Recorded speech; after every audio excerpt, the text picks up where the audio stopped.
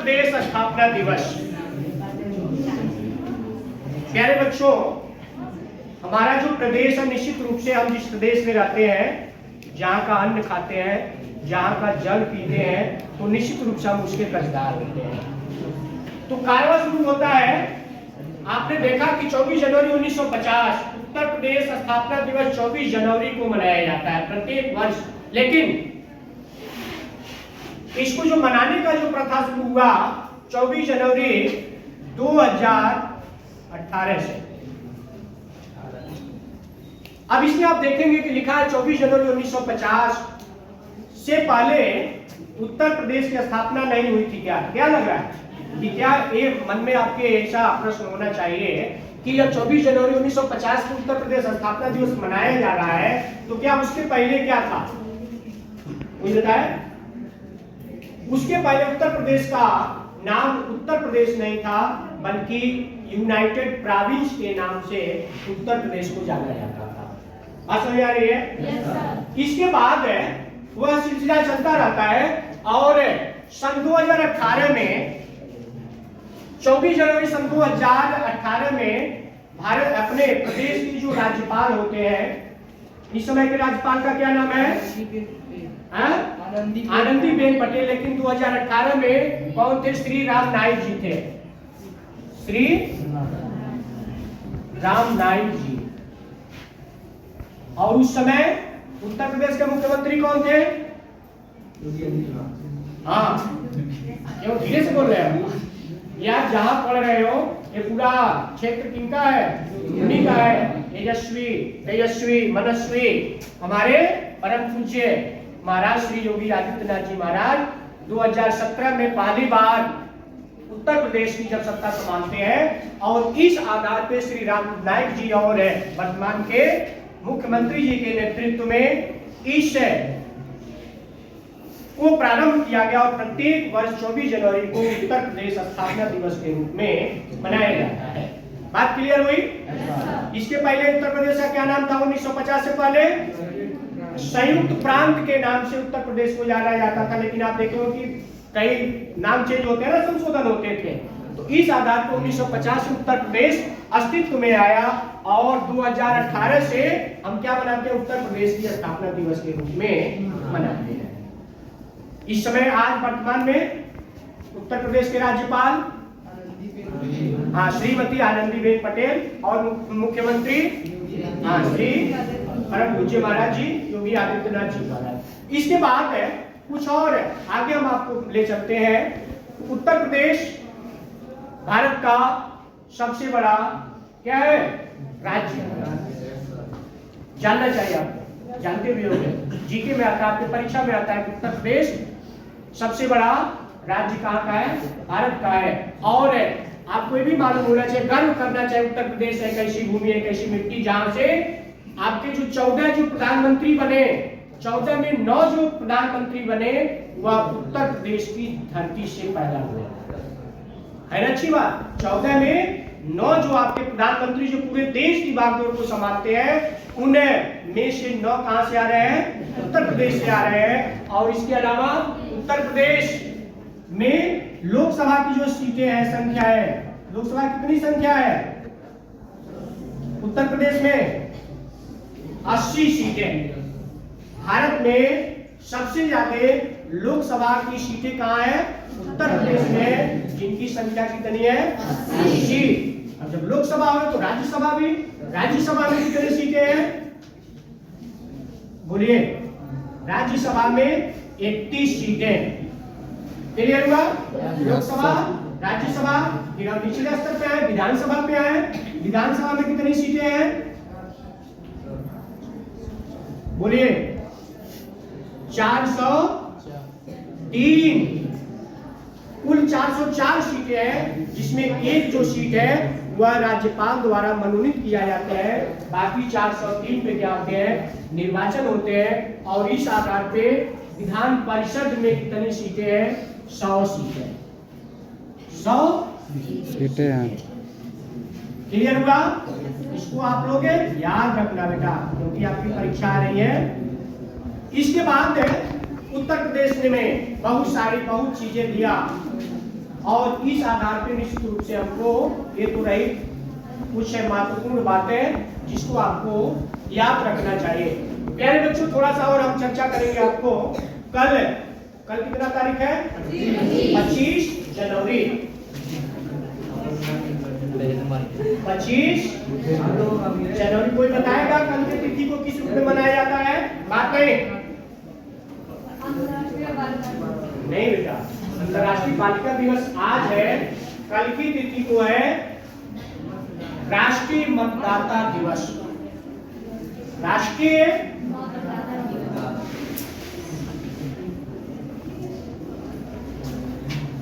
कोई बताएगा मतदाता क्या किसको कहते हैं?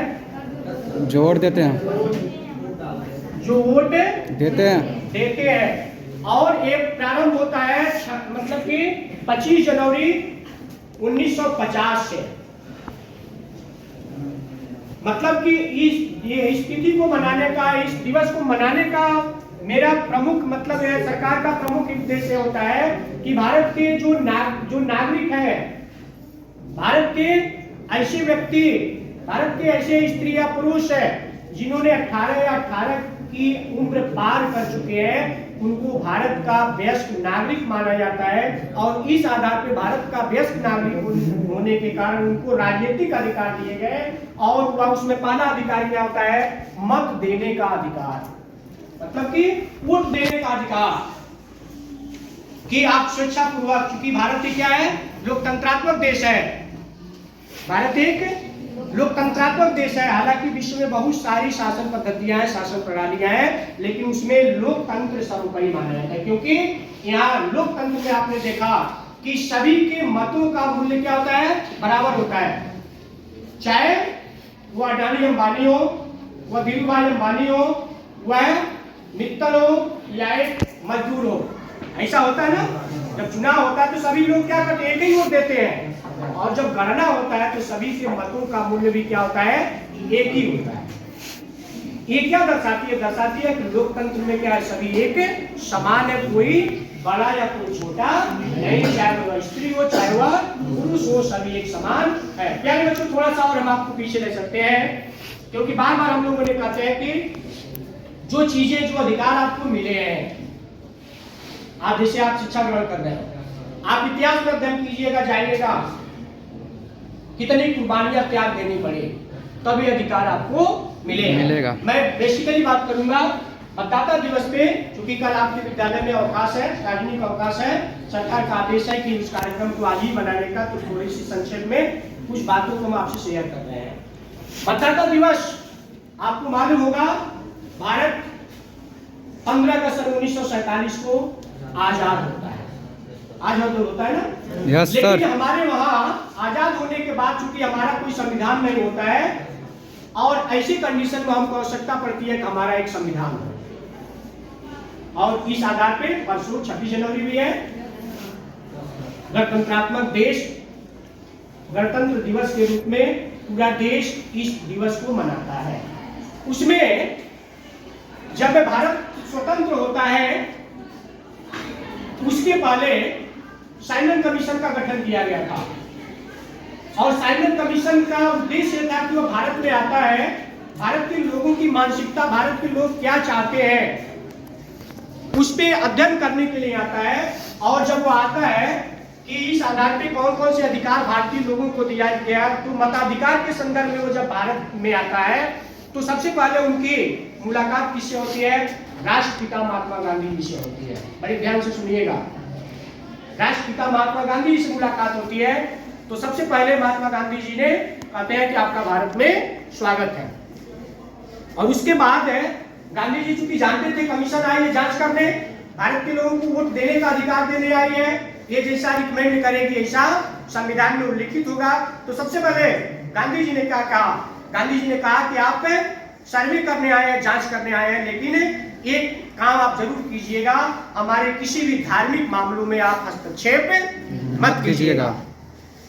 आयोग के सदस्य कहे ठीक है, हम इस उद्देश्य नहीं आए, हम तो जानकारी लेने आए कि किस प्रकार के अधिकार दिए जाए।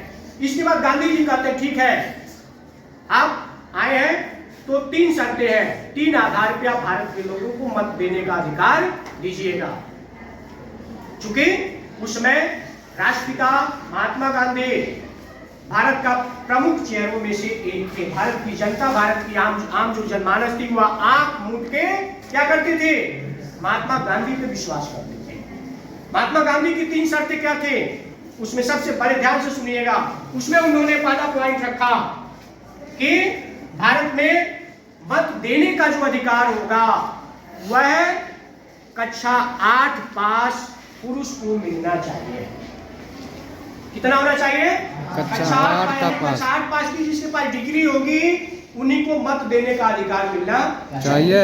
आप बताइए उस समय की व्यवस्था क्या थी? कितने लोग पढ़े लिखे थे? हम बात कब की कर रहे हैं? जब भारत आजाद नहीं हुआ था। उस समय जब हमको उस समय वर्ण व्यवस्था के हिसाब से समाज को 4 भागों में बांटा गया था और शिक्षा ग्रहण करने का अधिकार सबको नहीं था, कुछ वर्ग विशेष को था। तब ऐसी दशा में बताइए कि जब हमको पढ़ने का अधिकार ही नहीं था, हमको शिक्षा ग्रहण करने का अधिकार ही नहीं था, तो हम कक्षा 8 पास की डिग्री कहां से लाएंगे? संभव है क्या? नहीं। उस समय जब शिक्षा नहीं थी, गिने चुने लोग 1-8% ऐसे लोग रहे होंगे जो कक्षा 8 पास किए होंगे। मतलब गांधी जी के अनुसार कि जो मत देने का अधिकार, जिसको क्या कहा गया? ब्रह्मास्त्र कहा गया। ब्रह्मास्त्र इस बात को कहा गया कि आप देखते होंगे आज जो लोग हवा में उड़ते हैं, चुनाव आता है, चुनाव के बाद 5 साल में लोग कहां गायब हो जाते हैं पता नहीं चलता है। वो कहां परिंदे पर मारते हैं, वो नुमाइंदे कहां चले जाते हैं, कोई नहीं जानता। लेकिन प्यारे बच्चों, इसीलिए इस अधिकार को क्या कहा गया? ब्रह्मास्त्र कहा गया। और एक समय 5 साल वो समय आता है कि वे सभी कहां आते हैं? आपके घर आते हैं, आपके गली मोहल्ले, आपके चौराहों में आते हैं। ये किसकी बदौलत हुई? यह आपके संविधान की बदौलत हुई और यह हुआ आपके मत देने के अधिकार से। आप बताइए क्या कक्षा 8 पास होते लोग तो क्या सभी लोग आते? नहीं चुने लोग आते हैं सबकी। लेकिन उस चीज को क्या हुआ? नहीं माना गया। फिर गांधी जी का दूसरा क्या तर्क था? गांधी जी का तर्क था कि आप लोग मत देने का अधिकार किसको देंगे? भारत के वे पुरुष है जो सरकार को टैक्स देते होंगे। टैक्स का नाम सुना है? Yes sir. क्या होता है टैक्स? जैसे आपके घर आपके माता पिता यदि सरकारी जॉब में होंगे तो एक वित्तीय वर्ष होता है 1 अप्रैल से लेके 31 अप्रैल मार्च का जो समय होता है उसको हम लोग क्या मानते हैं? वित्तीय वर्ष में। और जितने भी सरकारी कर्मचारी या प्राइवेट जो कर्मचारी होते हैं उनके लिए भी अनिवार्य होता है कि आप एक वित्तीय वर्ष में कितना कमाया उसका विवरण लिखित रूप में सरकार को देना होता है। इसके आधार पे क्या होता है कि लिखित रूप में अब सरकार के कुछ मानदंड होते हैं, 5 लाख 6 लाख। यदि आप उस क्राइटेरिया को पार करते हैं, उस क्राइटेरिया से जितना आप पैसा कमाते हैं, मैं नंबर 1 की पैसा की बात कर रहा हूं, नंबर 2 वाले नहीं, उसके बाद जितना आप कमाते हैं उसके हिसाब से 10%, 20% या 30% स्लैब बना होता है कि आपकी कुल आमदनी कितनी है, किस स्लैब में आप जाएंगे, उसके हिसाब से आपको क्या करना होता है? उस कुल कमाई का 10%, 20% या 30% सरकार को क्या करना होता है? टैक्स देना पड़ता होता है। ये होता है टैक्स। आप बताइए जब भारत आजाद नहीं हुआ था उस समय जब हमको आपको पढ़ने का अधिकार ही नहीं था, कोई व्यवसाय करने का अधिकार ही नहीं था, तो कितने ऐसे लोग रहे होंगे जो सरकार को टैक्स देते होंगे? कल्पना कीजिए, नहीं के बराबर। मतलब कि दूसरी बातें बताती है कि क्या कि मतदान का जो अधिकार है वो सबके लिए नहीं है। और तीसरा पॉइंट जो गांधी जी ने रखी, उन्होंने कहा मतदान का अधिकार किसको होना चाहिए? सिर्फ और सिर्फ राजा और महाराजाओं को होना चाहिए। सही है?